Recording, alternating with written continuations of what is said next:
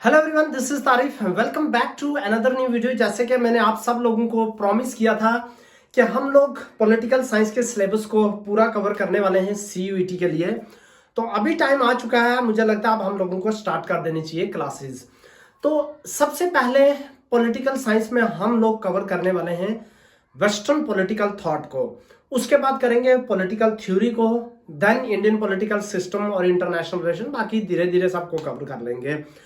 First क्यों मैं कर रहा हूं वेस्टर्न पॉलिटिकल थॉट और पॉलिटिकल थ्योरी को कवर, इसीलिए क्योंकि सीयूईटी या कोई भी एग्जाम जो है मास्टर्स के लिए आप प्रिपेयर कर रहे हो उसमें वेस्टर्न पॉलिटिकल थॉट जो है वो मेजर पार्ट जो है वो रहता है।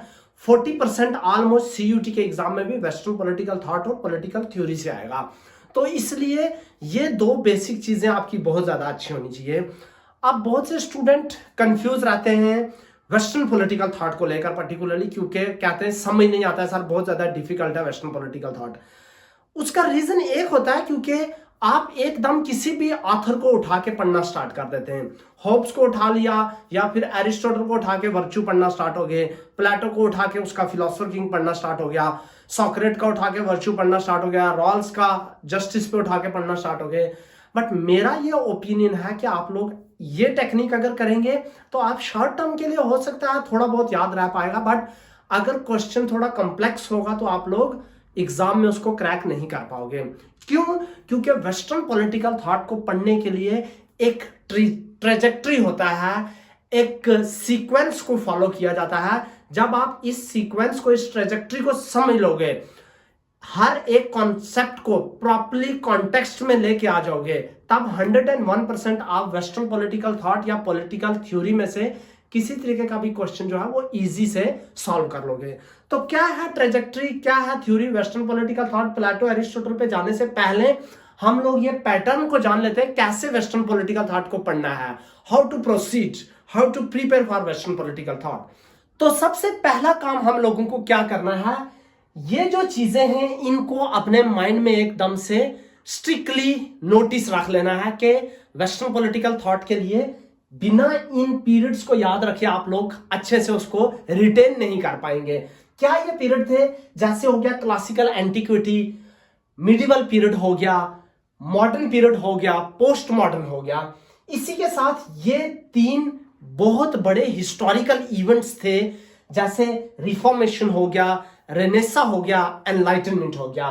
देन 18th सेंचुरी में जो फ्रेंच रिवॉल्यूशन हुआ और इंडस्ट्रियल रिवॉल्यूशन हुआ। जब आप लोगों के माइंड में ये 4-5 जो हैं बहुत बड़े हिस्टोरिकल इवेंट्स और इस तरह के हिस्टोरिकल पीरियड्स माइंड में रहेंगे, आप बहुत ही इजी से हर पॉलिटिकल फिलोसोफर को एक पॉकेट में सेट कर दोगे। हाँ, ये बंदा लिख रहा है, इस टाइम पे लिख रहा है, इसीलिए इसका जो पॉलिटिकल थॉट प्रोसेस है वो ऐसा है, क्योंकि इनका जो थॉट प्रोसेस है वो इनके टाइम पीरियड से इन्फ्लुएंस हुआ है, उस टाइम जो चल रहा था उससे इन्फ्लुएंस होकर इन्होंने ये चीजें लिखी हैं। तो क्लासिकल एंटिक्विटी को जब हम लोग देखेंगे, उसको हम लोग ग्रीक पॉलिटिकल फिलॉसफी का पीरियड भी कहते हैं, या हम लोग उसको कहते हैं जो पीरियड है क्रिश्चियनिटी से पहले का पीरियड, प्री क्रिश्चियन इरा, प्री क्रिश्चियनिटी इरा, जब क्रिश्चियनिटी अभी तक नहीं आई थी। या हम उसको ग्रीक पॉलिटिकल फिलॉसफी का टाइम भी कहते हैं, या हम उसको क्लासिकल एंटिक्विटी का टाइम भी कहते हैं। तो इस टाइम पे कौन लोग लिख रहे थे? सोफिस्ट लिख रहे थे, सॉक्रेट था, प्लेटो था, एरिस्टोटल था, और उसके बाद स्टोइक्स आया, देन एपिक्यूरियनिस्ट आए। हम, मुझे पता है कि आप लोगों के सिलेबस में जो है सॉक्रेट, सोफिस्ट, स्टोइक और एपिक्यूरियनिस्ट नहीं है, मगर आप लोगों के सिलेबस में प्लेटो और एरिस्टोटल हैं, जो हम लोग पूरी तरीके से कवर करेंगे। सॉक्रेट को हम लोग रेफरेंस लेंगे क्योंकि without reading Socrates it is very difficult to understand Plato and Aristotle. तो इसलिए हम लोग सॉक्रेट को भी प्लेटो एंड एरिस्टोटल में थोड़ा बहुत डिस्कस करेंगे। तो ये लोग जो आगे ग्रीक पॉलिटिकल फिलॉसफी के थिंकर आगे, जिसको हम क्लासिकल एंटिक्विटी भी कहते हैं या फिर प्री क्रिश्चियन इरा भी कहते हैं, इस टाइम जो था पैगनिज्म पे बिलीव करते थे, मतलब एक गॉड नहीं था, एक रिलीजन पे बिलीव नहीं किया जाता था, लोग डिफरेंट डिफरेंट चीजों को जो थे वर्शिप करते थे। तो पैगनिज्म का टाइम था। ये जो टाइम था, इसका टाइम पीरियड भी आप लोगों को याद रखना है, 5th century BC to 5th century AD. Before, BC means before Christ का पीरियड था। तो इसलिए प्लेटो, एरिस्टोटल, सॉक्रेट, स्टोइक, एपिक्यूरियनिस्ट, इन सब लोगों को पढ़ने के लिए आपको इनका कॉन्टेक्स्ट पता होना चाहिए, किस हिस्टोरिकल कॉन्टेक्स्ट, किस हिस्टोरिकल पीरियड में वो लिख रहे थे, राइट। तो 5th सेंचुरी बिफोर क्राइस्ट के पीरियड में वो लोग लिख रहे थे। सेकंड आ जाता है मिडिवल पॉलिटिकल फिलॉसफी। अब मिडिवल पॉलिटिकल फिलॉसफी में क्या था, इसको हम लोग क्रिश्चियन पॉलिटिकल फिलॉसफी का पीरियड भी कहते हैं, क्योंकि इस टाइम जो था क्रिश्चियनिटी आ चुका था और क्रिश्चियनिटी बहुत ही डोमिनेंट रिलीजन हो चुका था, राइट। तो इस टाइम के सबसे बड़े फिलोसफर जो हम लोग कंसीडर करते हैं वो है सेंट अगस्टाइन और सेंट एक्विनोस। ये पीरियड था 5th सेंचुरी से लेकर 15th सेंचुरी एडी तक का, राइट। ये आफ्टर क्राइस्ट का पीरियड था, वो बिफोर क्राइस्ट था या आफ्टर क्राइस्ट। तो इस पीरियड में क्रिश्चियनिटी भाई बहुत ज्यादा पॉपुलर रिलीजन था और जो था फ्यूडलिज्म भी बहुत ज्यादा पॉपुलर था। एक और बहुत बड़ा हिस्टोरिकल इवेंट चल रहा था इस टाइम पे, वो था झगड़ा था स्टेट के बीच में और पोप के बीच में, क्रिश्चियन रिलीजन और स्टेट के बीच में, मींस किंग और पोप के बीच में कौन रूल करेगा, वेदर स्टेट रूल करेगी या फिर रिलीजन रूल करेगा, किंग रूल करेगा या फिर पोप रूल करेगा। ये बहुत बड़ा झगड़ा था क्योंकि क्रिश्चियनिटी बहुत ज्यादा पावरफुल थी और उसको हराना इजी टास्क नहीं था। तो इसके साथ साथ जो था, आप सब लोगों को पता है, एक बहुत फेमस मूवमेंट आपने सुना होगा, कंसीलर मूवमेंट जो चला इसी पीरियड में, वो बिटवीन कैथोलिक्स एंड प्रोटेस्टेंट चला विद इन क्रिश्चियनिटी, राइट। उस टाइम जो थे प्रोटेस्टेंट जो थे वो एक न्यू रिलीजन एक न्यू पार्ट अमर्ज हो गया, सेक्ट अमर्ज हो गया विद इन क्रिश्चियनिटी, जो कहने लगे हम जो हैं इस पे बिलीव नहीं करते हैं, जिस तरीके से कैथोलिक्स जो प्रैक्टिस कर रहे हैं रिलीजन को उस पे हम बिलीव नहीं करते हैं, राइट। तो ये पीरियड जो था 5th से 15th सेंचुरी एडी का था। इसमें जो पॉलिटिकल फिलोसफर हम लोग पढ़ते हैं वो सेंट अगस्टाइन और सेंट एक्विनोस को पढ़ते हैं।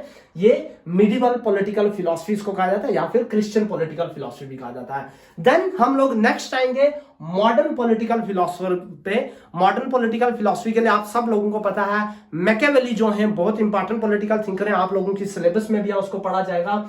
मैकियावेली जो है 15th सेंचुरी में जो है लिखना स्टार्ट करते हैं और उस टाइम जो था एक बहुत बड़ा डिबेट स्टार्ट हो जाता है बिटवीन क्रिश्चियनिटी, रिलीजन और सेकुलरिज्म पे।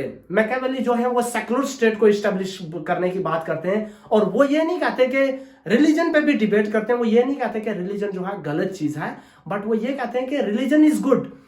मैं रिलीजन को अपोज नहीं कर रहा हूं, मगर जो रिलीजन को इस पीरियड में जो एक्विनोस और अगस्टाइन जब लिख रहे थे उस पीरियड में रिलीजन को बहुत नेगेटिवली यूज किया गया है।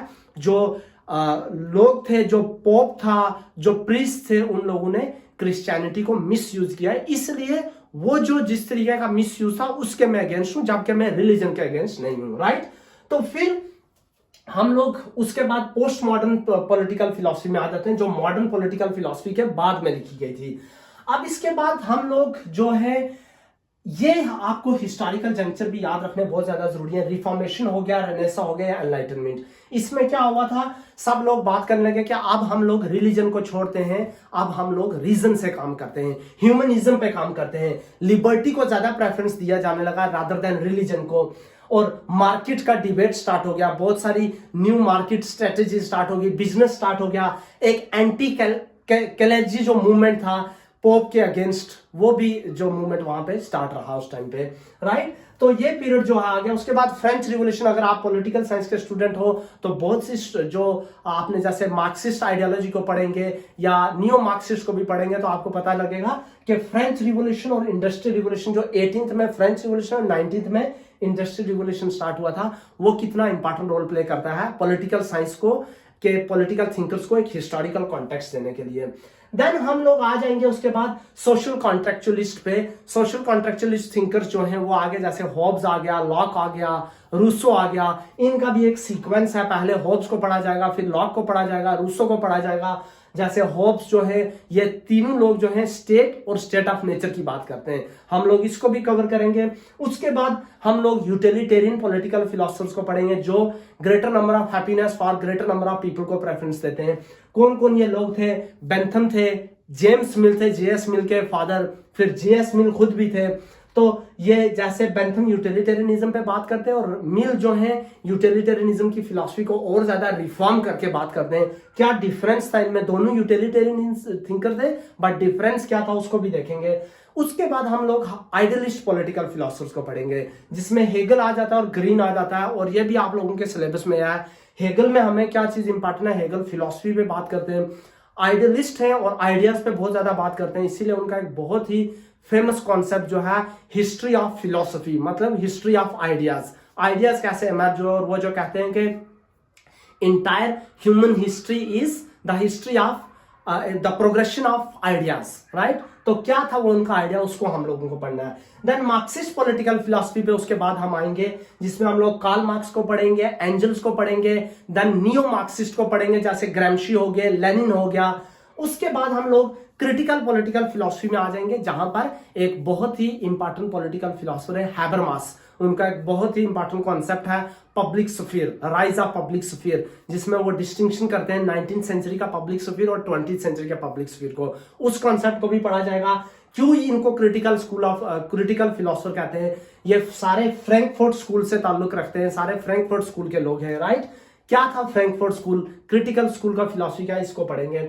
उसके बाद हमारे पास आ जाते हैं 20th सेंचुरी के लिबरल पॉलिटिकल फिलोसफर जिनमें जॉन रॉल्स आ गया और रेनोल्ड डॉर्किन आ गया। बहुत से कॉन्सेप्ट पूछे जा, हर पेपर में ऑलमोस्ट जॉन रॉल्स के बारे में पूछा जाता है। जॉन रॉल्स जस्टिस पे लिखते हैं जैसे बहुत ज्यादा, डिस्ट्रीब्यूटिव जस्टिस उनका आ गया, वेल ऑफ इग्नोरेंस आ गया, देन उनके दो लेक्सिकल प्रिंसिपल आ गए, liberal principle first and second principle, egalitarian principal.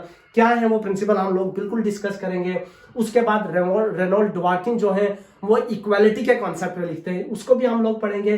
Then ये जो है 20th सेंचुरी के हैं, राइट। इससे पहले जो इंडस्ट्रियल रिवोल्यूशन के बाद आए जैसे मार्क्सिस्ट आए, आइडियलिस्ट थिंकर्स आए, राइट। फिर लिबर्टेरियंस को हम लोग पढ़ेंगे। लिबर्टेरियंस जो है वो 20th सेंचुरी के रॉल्स और डॉर्किन के लिखने के बाद उन्होंने लिखना स्टार्ट किया, जिसमें हाइक आते हैं और नॉजिक आते हैं। लिबर्टेरियनिज्म क्या है, लिबरलिज्म से क्या डिफरेंस है, लिबरलिज्म की एक्सट्रीम फॉर्म होता है लिबर्टेरियनिज्म, राइट। उसके बाद हमारे पास आते हैं फेमिनिस्ट पॉलिटिकल फिलोसफर्स जो कि बहुत ही नए हैं, जैसे कैरोल पिटमैन हो गए, सिमोन डे बेवर हो गए, वो बहुत पुराने फेमिनिस्ट पॉलिटिकल फिलोसफर्स हैं, या मैरी वोल्स्टोनक्राफ्ट आ गया। उनके क्या आइडियाज हैं जो पूछे जाते हैं एग्जाम में, किस तरह वो इंपॉर्टेंट रोल प्ले करते हैं पॉलिटिकल फिलोसफी में, पॉलिटिकल थ्योरी में। देन आइरिस मेरिन यंग आ गए। तो ये आप लोगों को, मेरा बताने का पर्पज ये है कि आप हम लोग वेस्टर्न पॉलिटिकल थॉट को पढ़ने जा रहे हैं। वेस्टर्न पॉलिटिकल थॉट पढ़ने के लिए आप लोगों को जो है एक हिस्टोरिकल कॉन्टेक्स्ट पीरियड जो है वो बहुत ज्यादा इंपॉर्टेंट है। जब तक आप उस हिस्टोरिकल कॉन्टेक्स्ट को नहीं जान पाओगे, आप लोग जो है चीजों को इजीली से समझ नहीं पाओगे। इसलिए हम अब जो भी आगे पढ़ेंगे उनको प्रॉपर्ली कॉन्टेक्चुअलाइज करके चीजों को और अंडरस्टैंड करने की कोशिश करेंगे। अगर वीडियो अच्छी लगी हो लाइक करना, शेयर करना। नेक्स्ट वीडियो में आप लोगों को मिलते हैं, हम लोग पढ़ना स्टार्ट करेंगे प्लेटो का political philosophy. Thank you so much.